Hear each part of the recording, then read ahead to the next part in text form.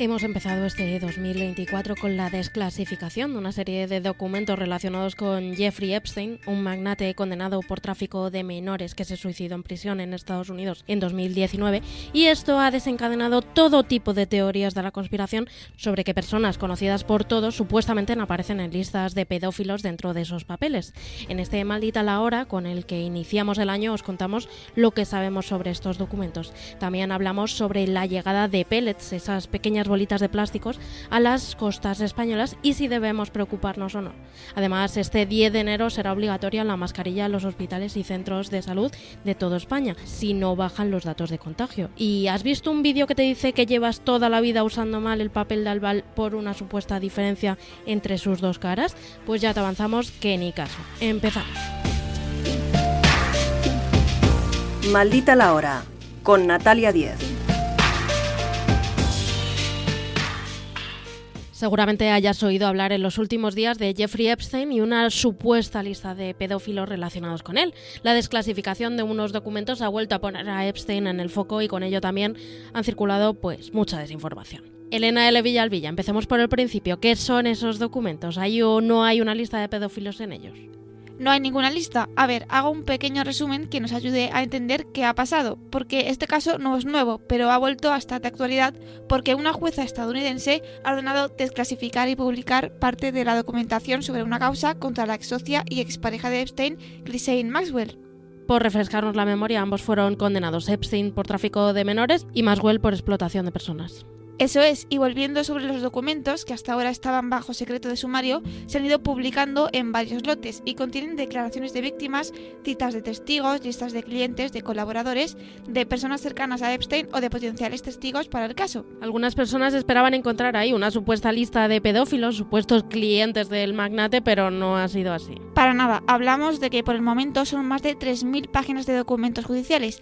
Entre ellos, por supuesto que hay muchos nombres, pero en ningún caso se trata de ninguna lista de ningún tipo. Pero que un nombre aparezca mencionado no quiere decir que se le acuse de un hecho delictivo. Claro, por ejemplo, encontramos ahí a los actores Leonardo DiCaprio, Bruce Willis o Cameron Díaz, a los que uno de los testigos niega haberlos conocido en el entorno de Epstein. Por eso se les menciona. Aún así han circulado bulos que citan algunos de estos nombres como si fuesen clientes de los servicios de Epstein. Las desinformaciones hablan de muchos personajes famosos, como estos. Se ha revelado los documentos oficiales de los clientes que recurrían a la isla de Jeffrey Epstein para abusar de M3 Nores. Y entre las visitas se encuentra en la lista el nombre de la presentadora Oprah Winfrey y del actor Tom Hanks. La presentadora Oprah Winfrey o el actor Tom Hanks. ¿Estos están en los papeles desclasificados hasta ahora? El caso de Oprah es un buen ejemplo de cómo se está difundiendo estas desinformaciones. En el segundo lote de documentos que se hicieron públicos hay un correo electrónico escrito por una periodista y dice que la historia de la mujer que demanda Maxwell, la expareja de Epstein, tiene un gran interés humano y que podría interesarle al público que sigue el programa de Oprah. Ese correo es toda la mención que se hace de ella en los papeles publicados. A Tom Hanks, en cambio, es que directamente no se le menciona en los documentos, insisto, en los que se han publicado hasta ahora. Y también ha habido un poco de lío con esto porque dicen que hay un expresidente español que estaría implicado en el caso Epstein. Eso es lo que se ha difundido, pero ahí se ha pasado por alto un matiz importante. Esto viene de una declaración en la que se mencionan a un presidente extranjero que dicen que es Spanish, pero es que el término Spanish en inglés se puede utilizar para referirse a personas de Hispanoamérica y en los documentos no aparece el nombre de ningún presidente español. Quien se aparece en la documentación oficial es el expresidente estadounidense Donald Trump. Sí, pero como dijimos antes, aparecer en los papeles no implica estar acusado de un acto ilícito. Es el caso de Trump, a quien no se le acusa de ningún delito en estos documentos. Aparece porque uno de los testigos de la investigación afirma que Epstein hizo una parada en uno de los casinos de Trump, pero niega que le pidieran dar un masaje al expresidente estadounidense o mantener relaciones sexuales con él. Por la zona de Noia hubo un derrame de pellets y es una auténtica locura. El 3 de enero empezamos a escuchar que millones de pequeñas bolitas de plástico, los llamados pellets, llegaban a las costas gallegas y más tarde a otras del norte de España. Pero Maribel Ángel Moreno, en realidad esto viene de más atrás. Sí, concretamente viene del 8 de diciembre, cuando un buque carguero que navegaba junto a la costa norte de Portugal perdió 6 contenedores, uno de ellos cargado con 1.000 sacos de estas bolitas plásticas. 5 días después, el 13 de diciembre, comenzaron a llegar a las costas de Galicia los primeros sacos y pellets sueltos, pero no fue hasta la publicación de ese vídeo el 3 de enero cuando el vertido empieza a obtener la atención de los medios de comunicación y se empiezan a tomar las primeras medidas. Y el 5 de enero la Xunta de Galicia activa su plan de contaminación marina en el nivel 1. Casi un mes después del accidente. En las primeras 2 semanas de enero se han encontrado también pellets en Asturias, Cantabria y País Vasco, pero falta confirmar si pertenecen al mismo vertido. La Fiscalía ya ha abierto una investigación y toda la costa norte, salvo País Vasco, está en nivel 2 de alerta. Las imágenes de las playas llenas de bolitas de plástico son impresionantes, pero más allá de esto, ¿qué consecuencias puede tener? Todos nos hemos preguntado si los pellets son tóxicos. A ver, el plástico no es un material tóxico en sí mismo, pero los pellets suelen incluir aditivos, y algunos de estos aditivos son potencialmente nocivos para la salud. ¿Es el caso de este vertido? En principio no, pero se está investigando. ¿Y qué sabemos por el momento? Hay 2 documentos oficiales que han analizado la ficha técnica del producto. Según el primer informe, las bolitas son 90% polietileno, un plástico muy común, y un 10% de un aditivo. Y ninguna de estas sustancias es tóxica según la legislación, ni juntas ni por separado. El segundo informe coincide con el primero, pero añade que también hay una mínima cantidad de otra sustancia que sí es dañina para los humanos. En cualquier caso, este segundo informe solo ha presentado sus conclusiones preliminares y aún queda un tercer informe que sí va a analizar muestras de los pellets recogidos en la playa. Por lo que de momento hay que esperar un poco para poder afirmar algo con rotundidad. Vale, y más allá de si es tóxico o no es tóxico, ¿tener el mar lleno de microplásticos debería de preocuparnos? Sí, al igual que otros plásticos en el mar, algunos animales pueden confundirlos con comida. La investigadora sobre contaminación acuática en la Universidad de País Vasco, Belén González Gaya, nos lo ha explicado. Pues atragantamientos o bloqueos en los sistemas digestivos también afectan a la reducción de toma de alimento, ¿no? Si tú al final tienes la tripa llena de plástico, pues te sientes lleno y comes menos. Esto suele suceder a animales grandes, peces, aves, tortugas, pero los pellets, al ser microplásticos, afectan a animales más pequeños y digamos que se cuelan o se acaban colando en la cadena alimentaria. Tanto a animales grandes como a organismos más pequeños, como por ejemplo el plancton o incluso a algas, ¿no? Además, el plástico no se deshace en el mar como pueden hacerlo la comida, por ejemplo, ¿no? Eso es, el plástico tarda muchos años en degradarse químicamente y mientras tanto va dividiéndose en fragmentos cada vez más pequeños. Y cuanto más pequeños son estos fragmentos, más dañinos son, como nos cuenta también Belén González Gaya. Nanoplásticos, que estos sí que ya está empezando a verse que son muy tóxicos. Y es simplemente porque son capaces de entrar en nuestros sistemas. Entran en el sistema respiratorio, son capaces de atravesar membranas, pueden entrar en tus riñones.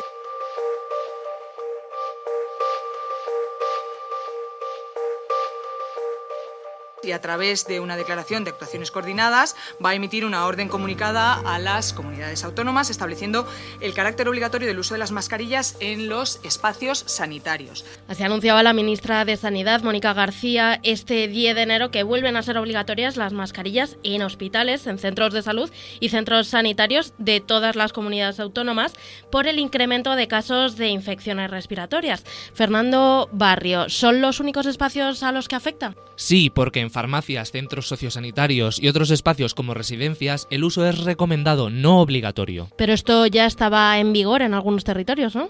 Sí, entre finales de la semana pasada y comienzos de esta, Comunidad Valenciana, Región de Murcia, Cataluña, Aragón, Canarias, Asturias y Melilla ya las habían puesto obligatorias, pero ha habido una falta de acuerdo entre el gobierno y las comunidades autónomas, así que Sanidad lo ha ordenado con una declaración de actuaciones coordinadas. Y a las comunidades autónomas que no la hubieran puesto obligatoria, ahora no les queda otra si se mantienen los contagios. ¿Hasta cuándo serán obligatorias? ¿Hay fecha? No, está en vigor por un tiempo indefinido, pero si bajan los contagios de infecciones respiratorias durante 2 semanas, las comunidades podrán quitar la obligatoriedad y pasar solo a recomendar. Así lo contaba Mónica García. La obligación podrá pasar a ser recomendación en aquellas comunidades que presenten datos de descenso de la incidencia acumulada en las 2 últimas semanas de infecciones respiratorias agudas. Y con la vuelta de la mascarilla obligatoria en algunos lugares también han vuelto, como no, las desinformaciones como la que dice que no hay evidencias de que las mascarillas sirven para prevenir enfermedades respiratorias. Pero Fernando, la ciencia y la evidencia no dicen eso.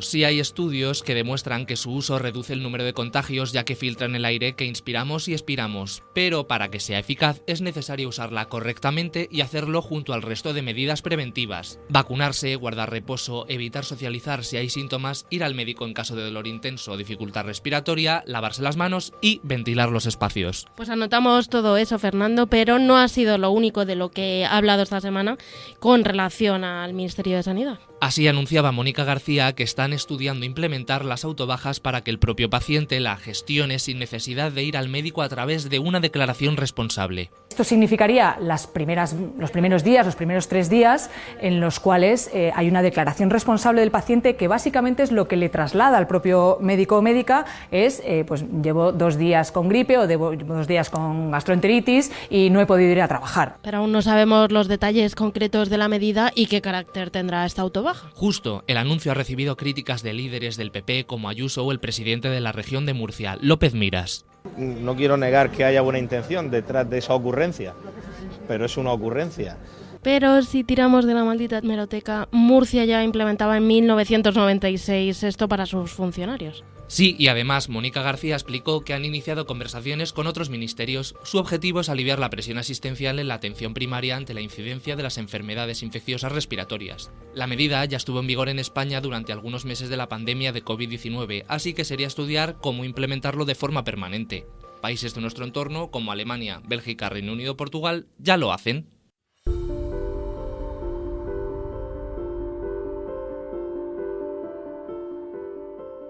Y ahora vamos con otro tema que ha dado mucho que hablar en los últimos días, precisamente porque el protagonista es algo que tenemos todos en casa, el papel de aluminio. Hay quien lo usa para guardar comida, para envolver bocatas, pero también para calentar comida en el horno.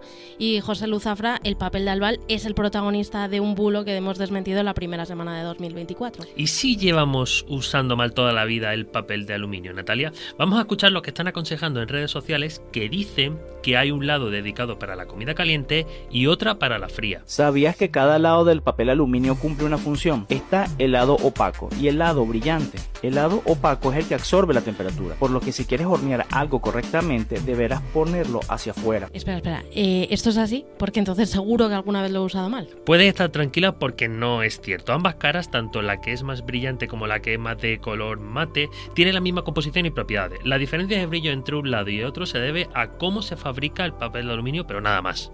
¿Y cómo se fabrica? Pues según la explica la propia empresa Albal, donde todo el mundo conocemos papel Albal, y expertos en tecnología de alimentos, cuando se está laminando el papel de aluminio se va haciendo muy fino.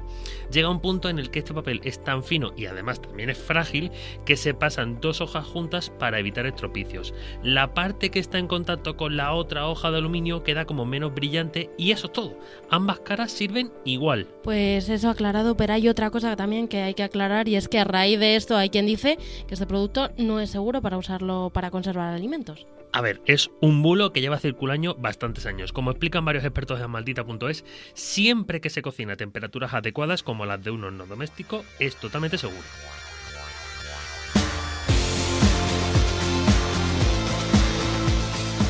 Y con esto cerramos por hoy. Muchas gracias por escucharnos un año más. También un especial agradecimiento a mis compañeros de maldita.es por las investigaciones y a Luisa Bernal por darle forma a este podcast. Hasta pronto.